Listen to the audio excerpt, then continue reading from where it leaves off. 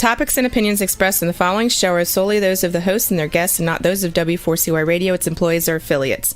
We make no recommendations or endorsements for radio show programs, services, or products mentioned on air or on our web. No liability, explicit or implied, shall be extended to W4CY Radio or its employees or affiliates.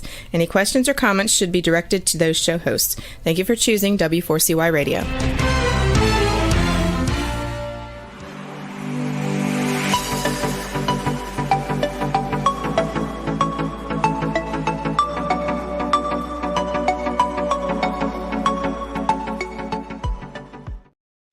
Well, hello and welcome. This is Bill Martinez, and we are live. Great to have you with us.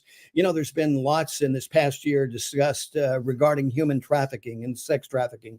Certainly, the open borders to our south have exacerbated the problem. Movies like The Sound of Freedom and the television series Found is keeping it up front, but yet there's still so much to understand and so many stories to appreciate, and the damage that's being done to young women, also young boys. And, you know, we're going to be talking to my friend Andi Buerger here in just a moment.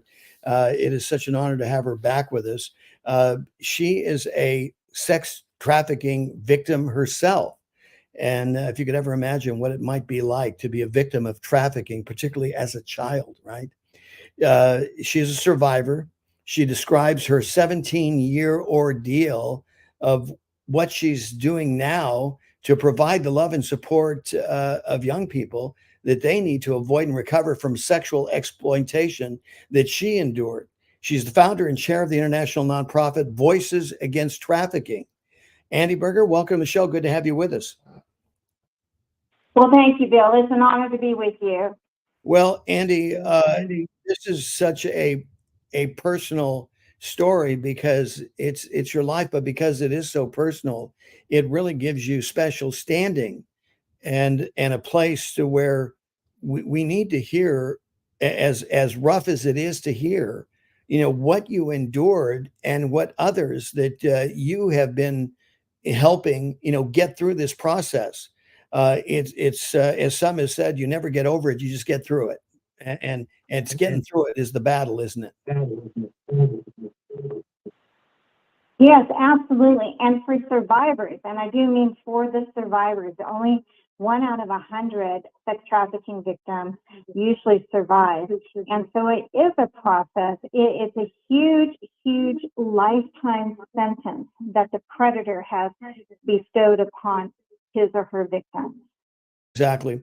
Well, Andi, you know, I was astounded at these numbers, but not really surprised all that much, you know, that human trafficking here in the United States has become a $13 billion per year criminal enterprise.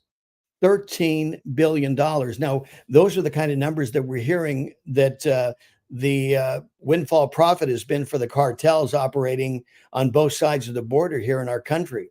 And human trafficking is only part of their enterprise.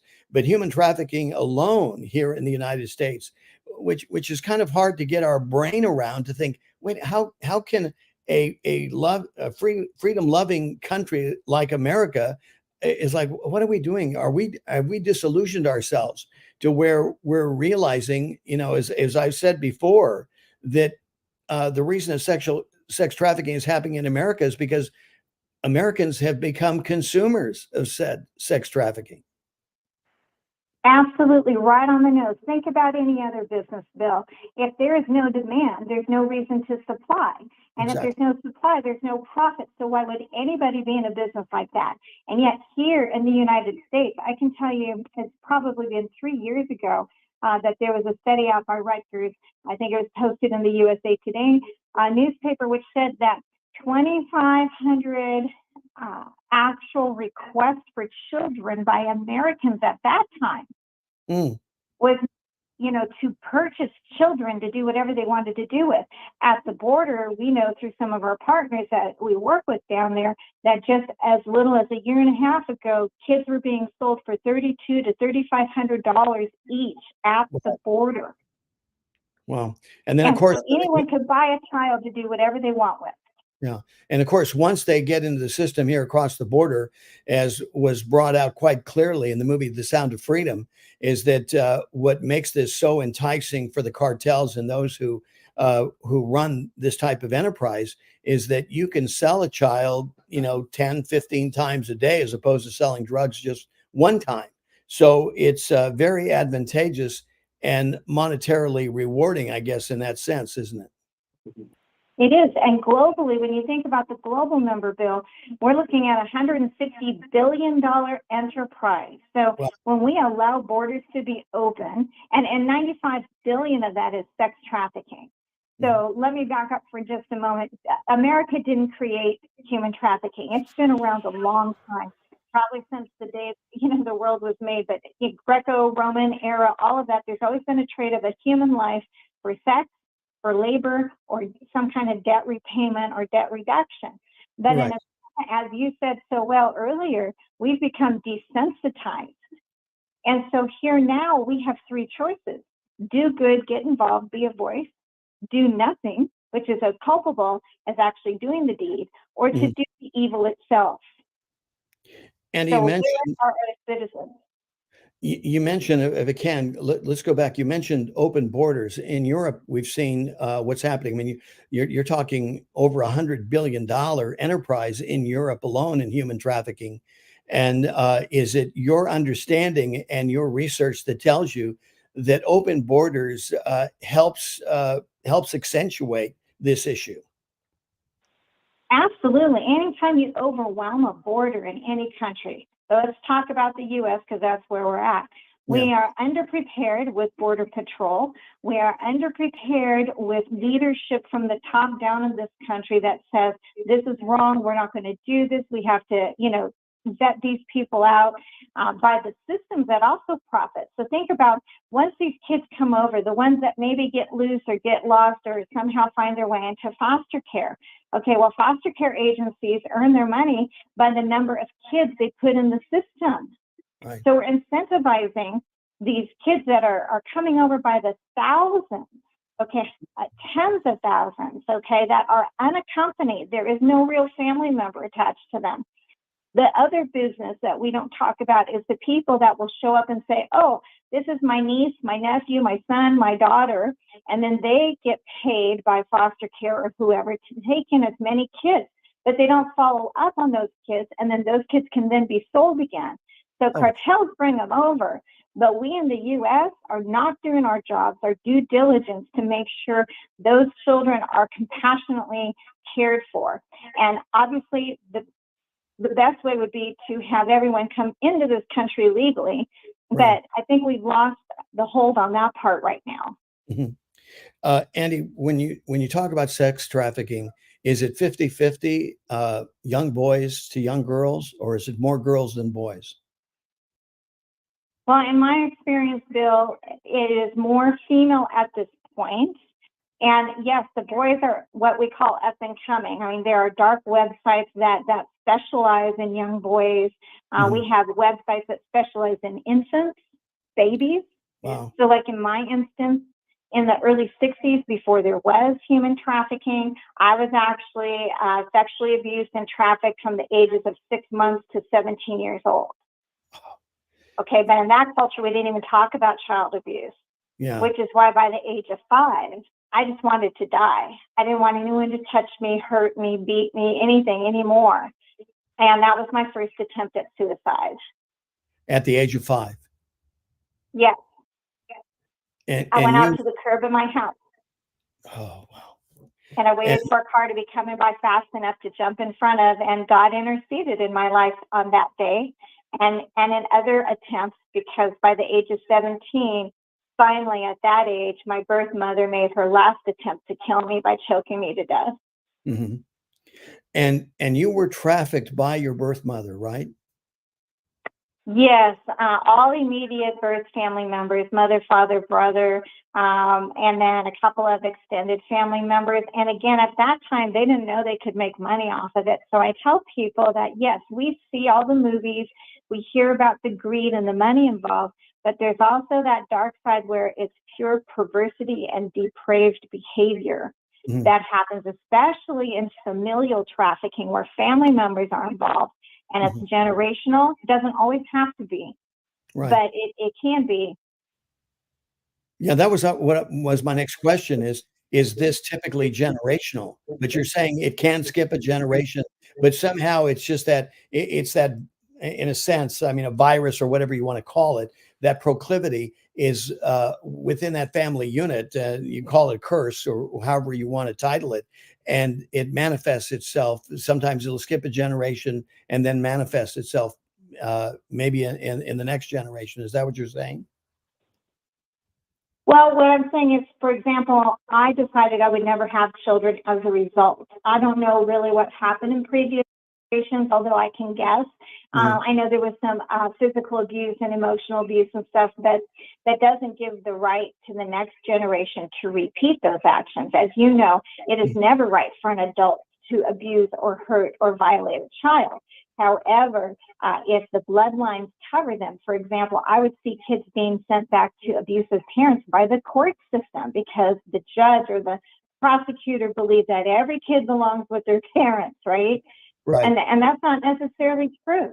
So to your question, it will not repeat in my bloodline, even though I lost my son in miscarriage many years ago and ended up adopting one of the kids we rescued off the street a few years ago.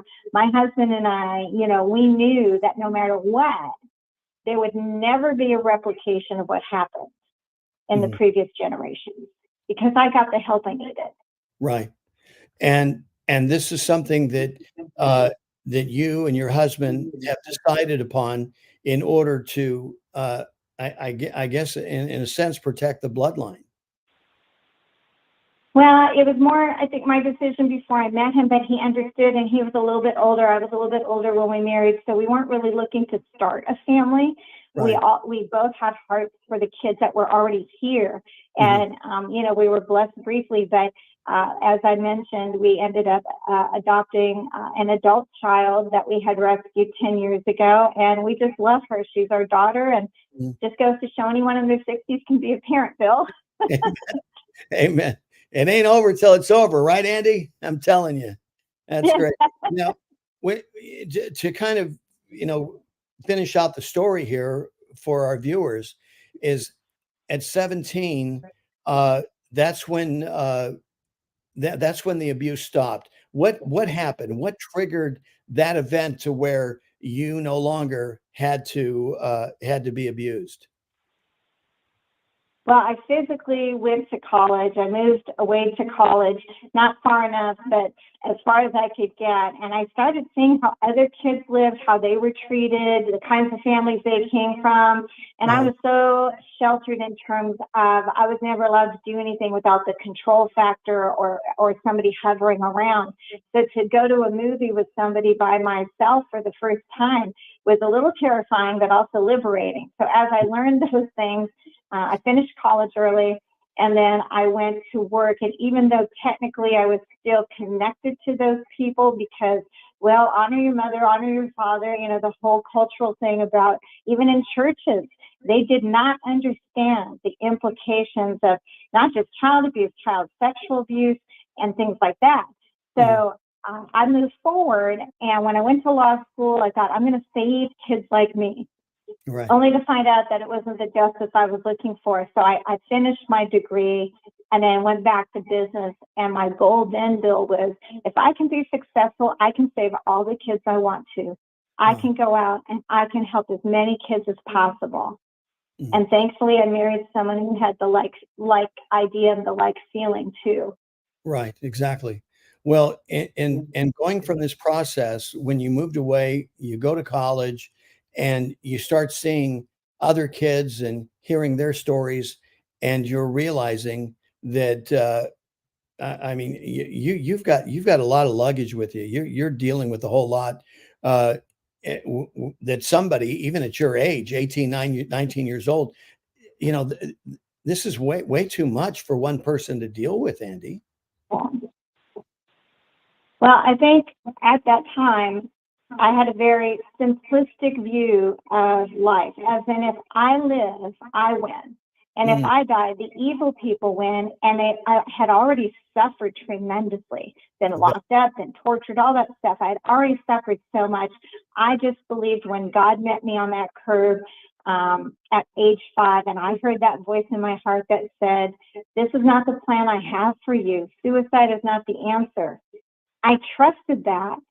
And I said to no one in particular at that moment, if you keep me alive, I'll do whatever you call me to do. So I think there was some part of me that fragile thread of hope that wanted to believe if I hang on long enough, I might actually get to a life.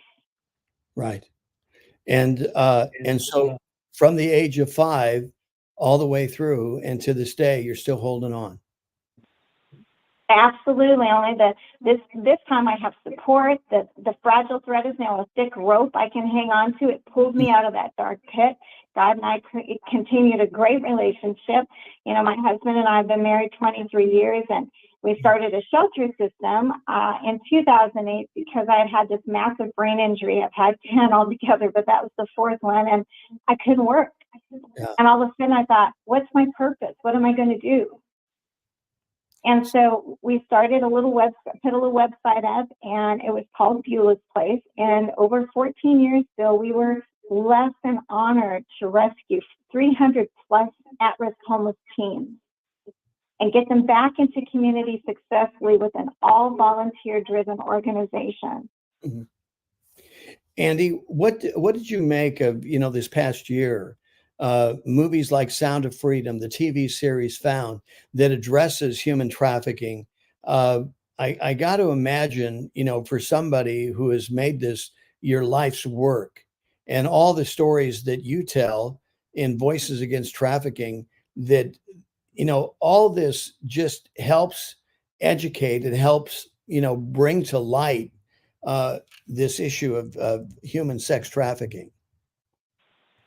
Absolutely, Bill. The more exposure, and even though there may be some creative license in movies, when we saw the Taken series with Liam Neeson, that was like the first, whoa, this happens. But now all of these other things, I believe for such a time as this, there is a lot more publicity about this topic. People who thought they were acting in secret are starting to be found out, not just in Hollywood, but in higher levels of government and all over, because the average predator looks like your dentist or your librarian. They're not the grubby, swarthy looking person you see in movies. They look like normal people. They have families too, just like any other criminal.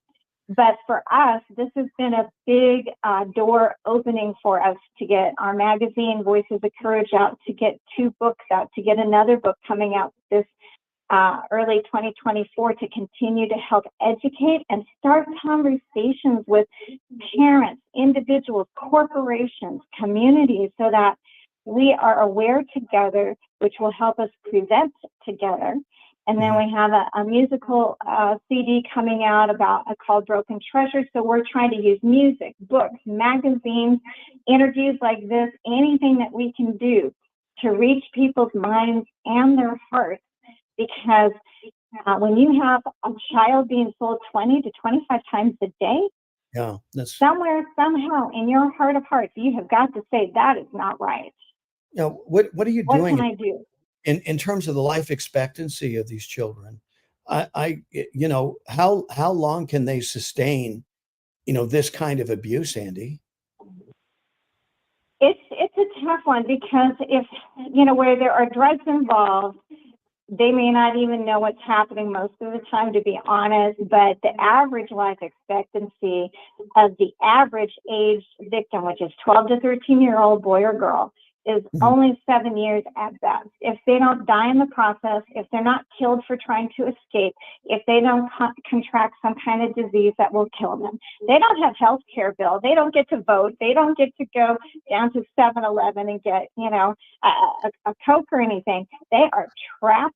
They are often bound, to the bed or to wherever they're at. Their predators do not want to lose their meal ticket. Exactly. And then what happens if a pregnancy is involved, and you're just talking one abortion after another? abortions, or they'll sell the baby, or they will use, and I'm sorry for viewers out there to hear this, they'll use the baby and or that person for parts, their organs. Yeah, this is the other thing that's happening. It's not just happening with the Uyghurs in China, as has been reported. This is a universal issue, because as a culture, we have, and again, this is a global culture, that our respect for human life has so degraded, has become so degraded, Andy. You wonder how much more can we tolerate as a society? I mean, we saw what happened with Israel and Hamas, for example, on October the 7th. It was bad enough that people were, they're sleeping in their beds, and they were attacked in the wee hours of the morning of October the 7th and murdered in their beds, babies put in ovens. Women were brutally raped and then dragged naked through the streets of Gaza.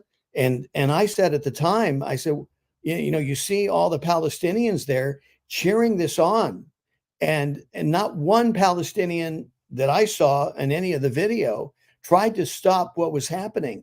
I mean, that's quite an indictment on the human condition, isn't it? Yes, it is. And here's the thing. It's just like religion versus faith. Faith is a relationship, with God. Religion is man-dictated, man-made, so to speak. And I'm not talking about the gender. I'm just saying humanity has decided what religion is. And like you said, Palestinians watching this, how can any human being watch that happen? But they have been indoctrinated, just like our kids are being indoctrinated with a variety of agendas right now in the schools and in the communities, that this is okay, this is right. I was doing a writing project actually with somebody many years ago, went to Poland and actually saw the ovens in Auschwitz, or what was Auschwitz, and you cannot get that out of your mind. You cannot get that smell out of your memory. But many people have been told, oh, it doesn't exist. Yeah. Well, and I think this is why at the end of World War II, General Dwight Eisenhower made sure the Allies went into some of these concentration camps so that they could bear witness. Even the media, bring them in so that they could bear witness to, the human tragedy, the horrific human tragedy that had occurred there at the hands of Adolf Hitler and the Third Reich. But yet, like you say, there's still people that are denying that, still, as there are people that deny what happened on October the 7th this year. But again, it gets back to this situation of where, is that we're dehumanizing ourselves, Andy, in the process. Because if you disrespect one human being, you end up disrespecting yourself. As you said, you went and you experienced what happened in Poland, and you'll never be the same. That experience will always be embedded in your mind. And and how many other people, I mean, especially those that experience firsthand, that have, maybe they're still surviving, have been survivors and have told the stories of what happened in these concentration camps and how they were dehumanized. But this is, to me, it is the death of Western civilization if we continue to disrespect human life. And as you say, here in America, that's manifest clearly with abortion. When you talk about over 100 million babies have been aborted, and as if that's not enough, and of course the 100 million, that includes the traditional abortion process, but also you got to add in the chemical abortions, which is another 40-50 million in there. So we're well over 100 million abortions that continue in America and keep adding to that gross number. But the problem is that it dehumanizes all of us in this process. And I do not know of a civilization in history, Andy, that has survived this kind of a Holocaust amongst the unborn or infants. Well, and they are the voiceless as well, Bill. Just like the voiceless, we try and fight for because they are still here, and there's a hope. Because if God can conquer the evil in my life, He certainly can conquer this. And there is a point, a perfect time, a perfect plan, I believe, as Andi. But, as voices, we seek to protect the rights of every human being. When life begins and when life leaves this earth, that human's life should be protected, their rights, their joys, their opportunities, all of that. When somebody else chooses, that is wrong. That is a violation. So, as you said, whether a baby lives or dies, whether a child learns this or that in school, when any agenda takes the innocence away from another human being, a child in particular, that is wrong. That is a violation. That is definitely impacting their ability to have that moment, to either be a kid and play in the dirt, or to be that adult that could have been a doctor, but some adult decided they shouldn't be here. Well, an adult that already had their childhood. Right, exactly. Right? And here we are as adults. What are we doing, to protect the innocence of our children? Yeah. You can't give it back to them. Nobody could give my innocence back to me. But what God did in my life is allow me to heal, transform, to find a new normal, to get the therapy, counseling I needed, to do the hard work, the hard choices. See, a lot of people want to be healed, but they don't want to go through the pain again or do the work. And I understand that. But I also know if you don't do the work, you can't get to the light at that end of the tunnel. Exactly. And yes, you can pray all you want. You can be as good as you want to be. But at the end of the day, you can't take away what happened. You can only choose to not let it be your identity and keep you from a greater purpose. I believe every human being, Bill, has a divine purpose in this life. 100%. And as we disrespect it, we're just disrespecting the foundation of our country. Right.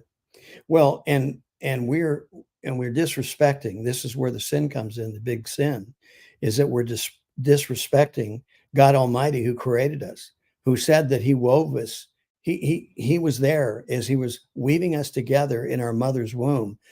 I mean, you imagine that, you picture that in your mind's eye, and you think, what a holy moment that God Almighty Himself is assembling us together in His own special sanctified place.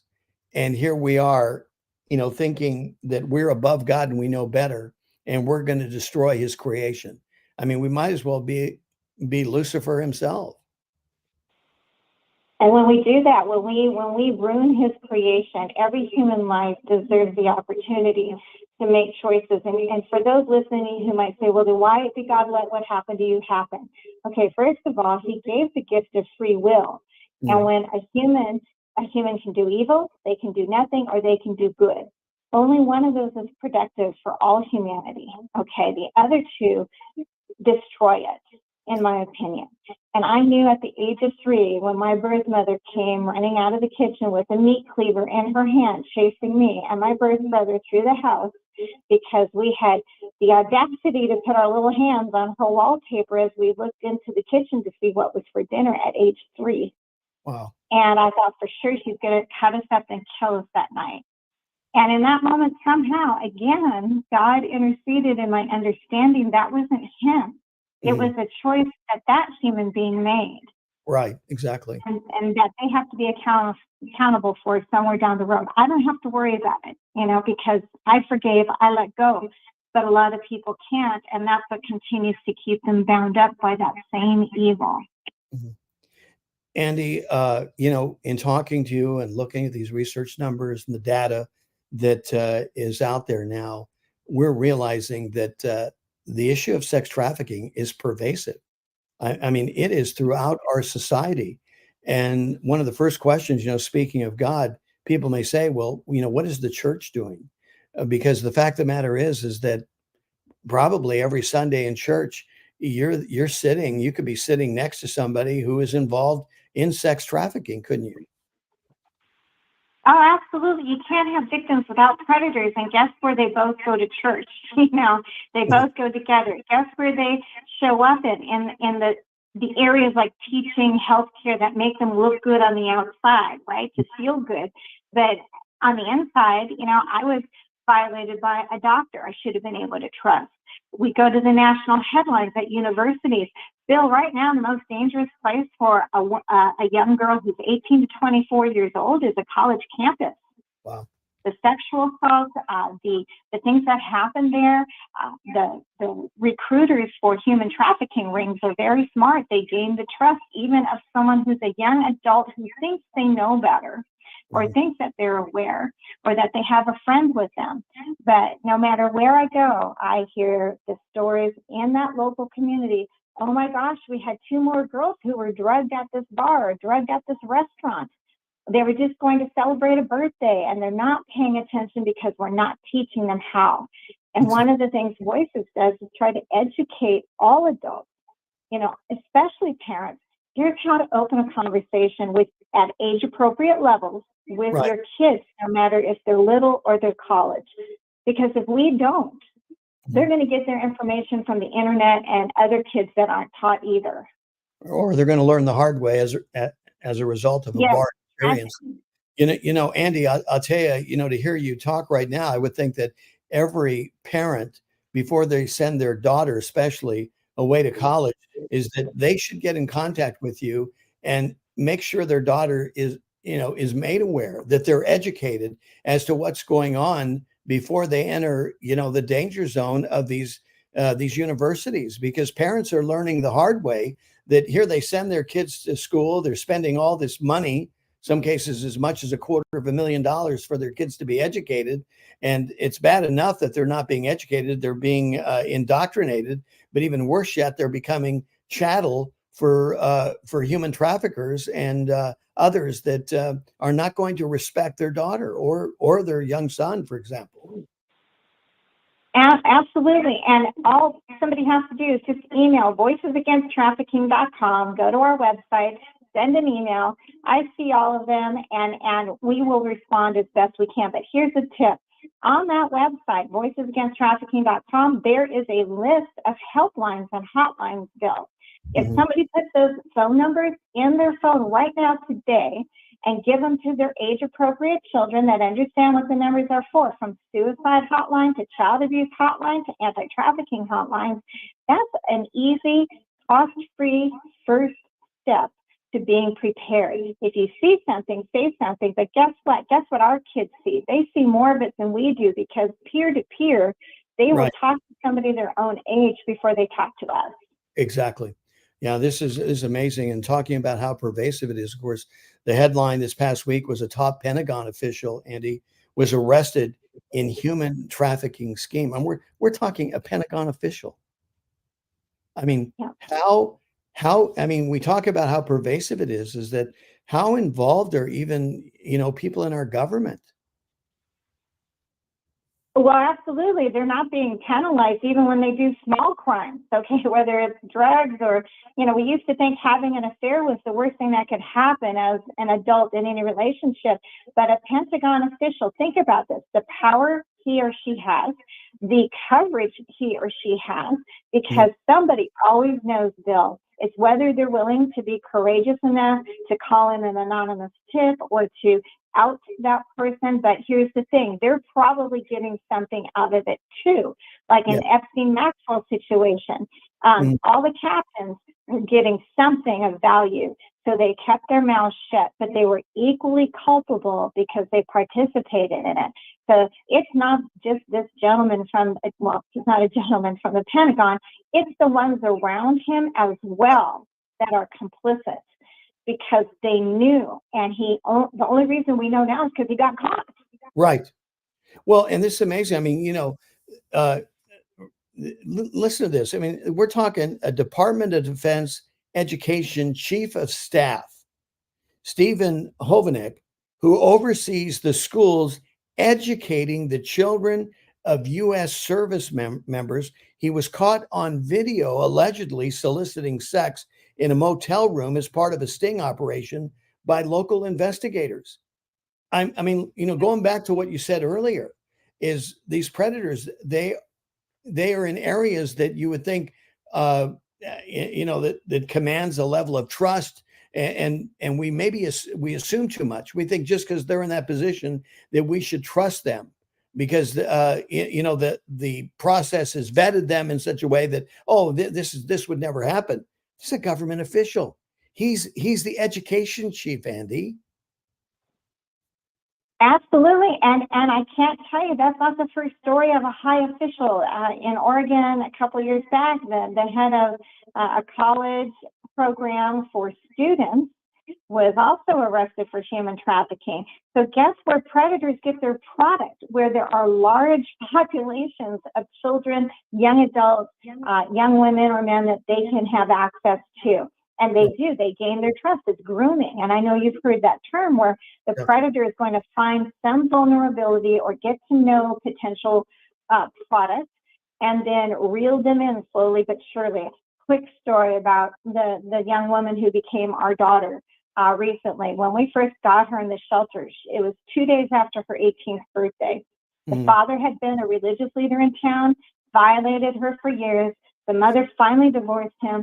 She married someone else that hates children, left her daughter alone with 6 frozen meals in the freezer every week.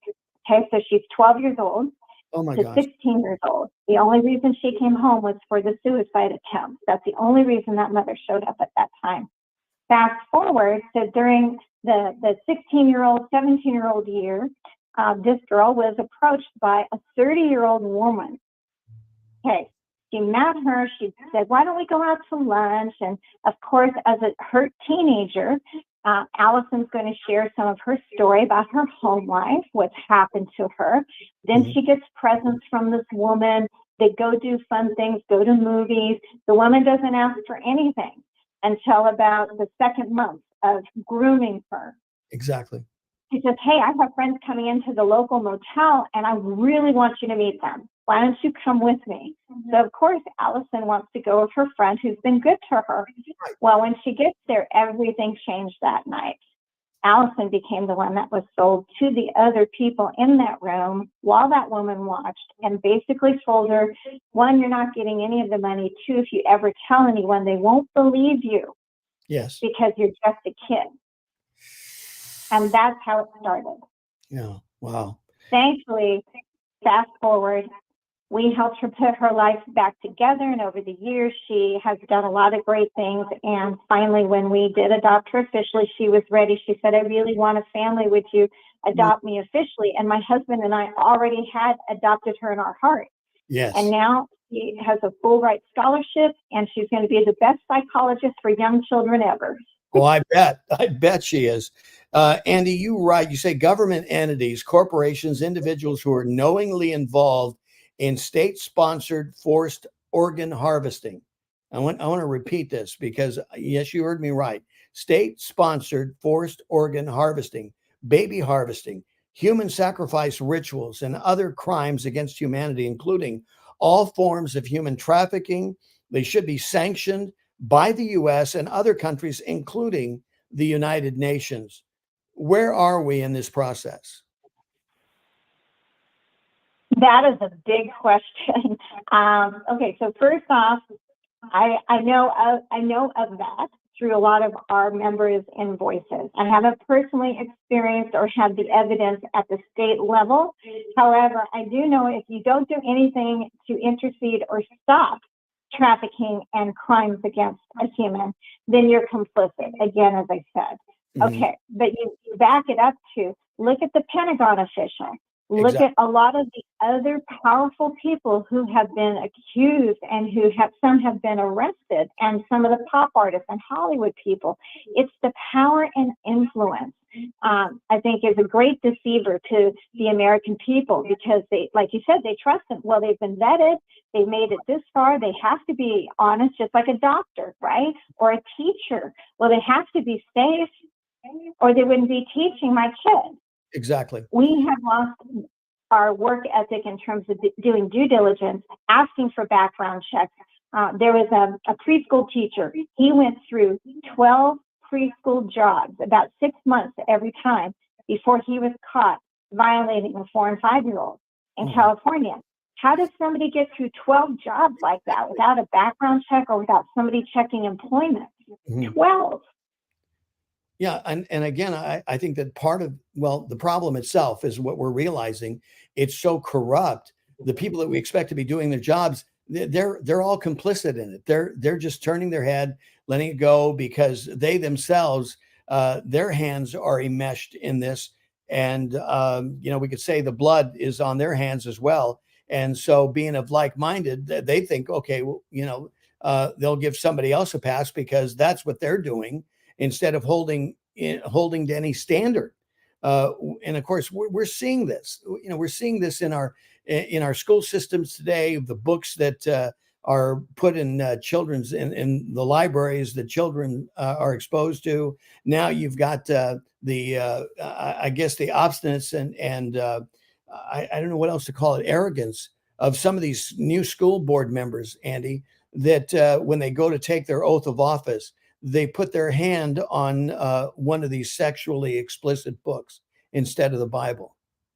It is running amok, Bill, and you're right. And here's the thing.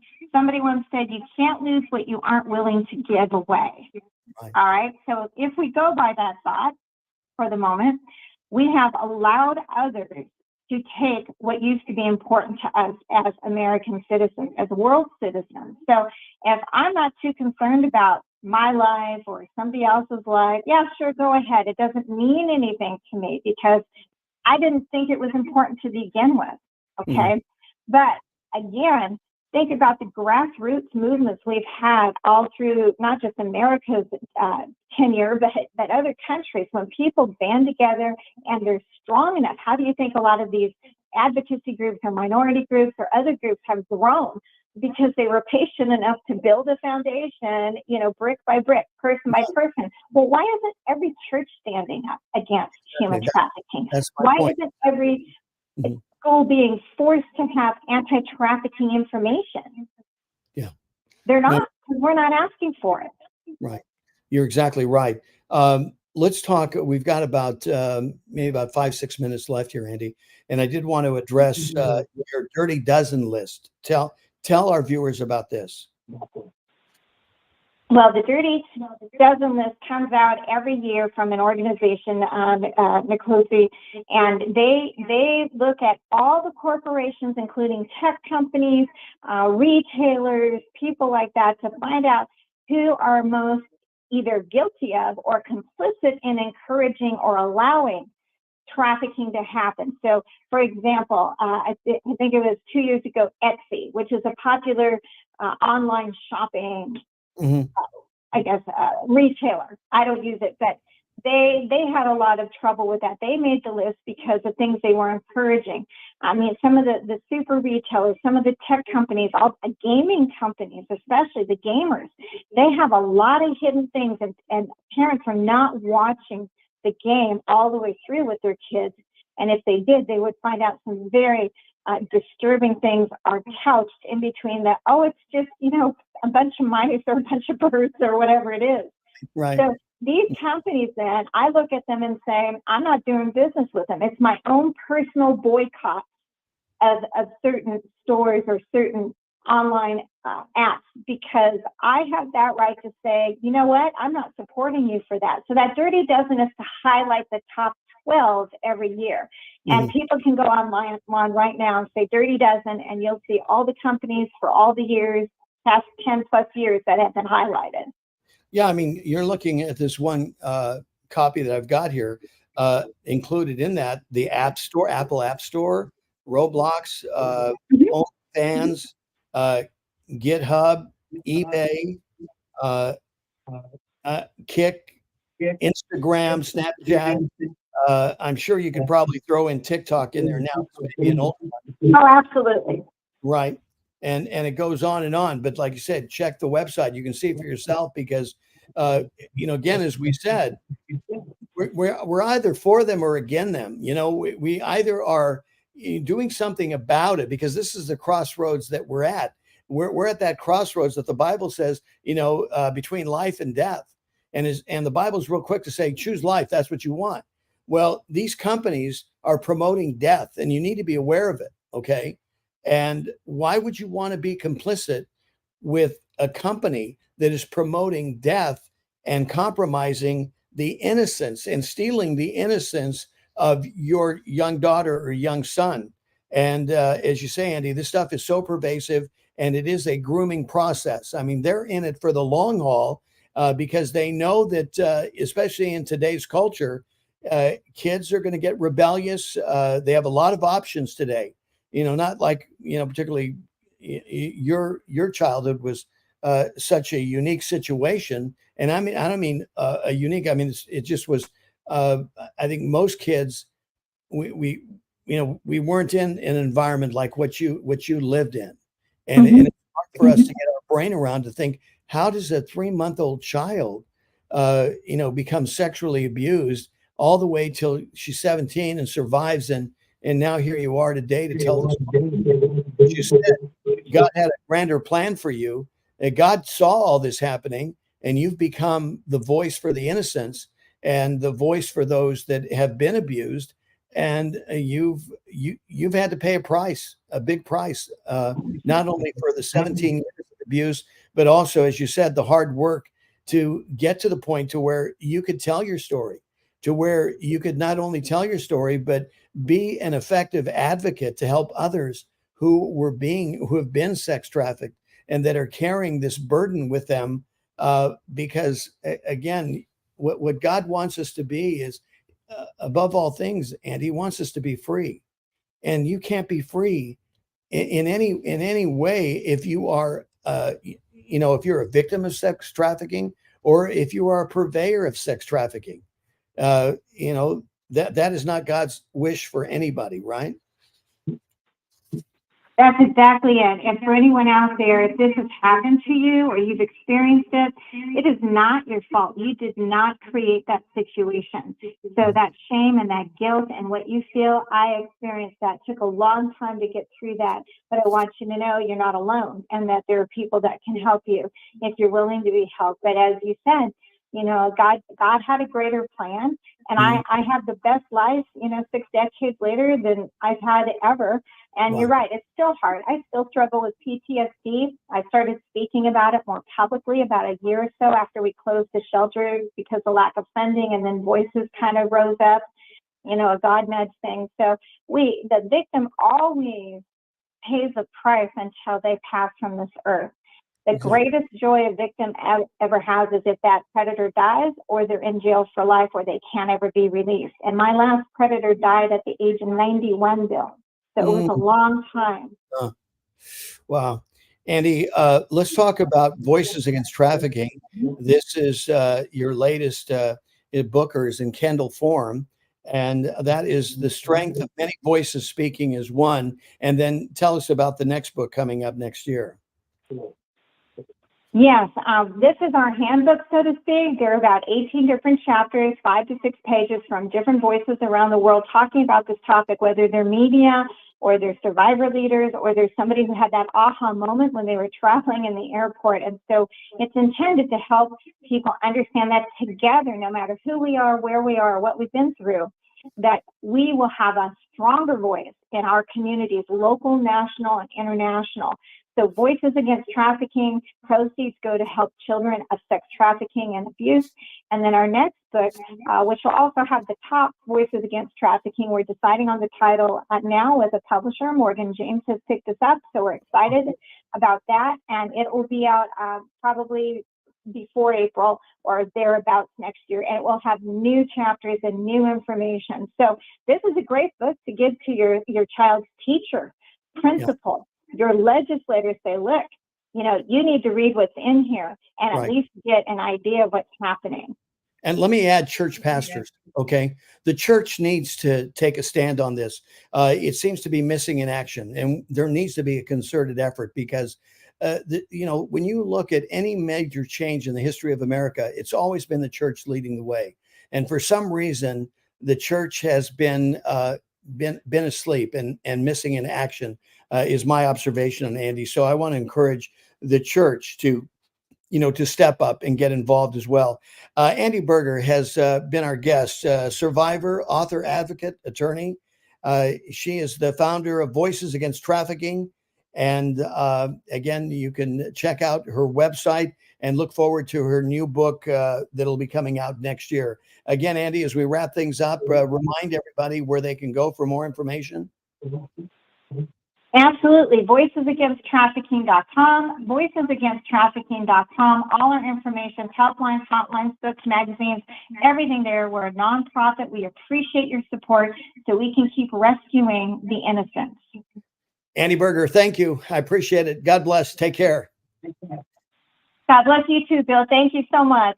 Thank you. Our thanks to Andi Buerger for being with us. And thank you for sharing a part of your day with us as well. May God bless you and keep you.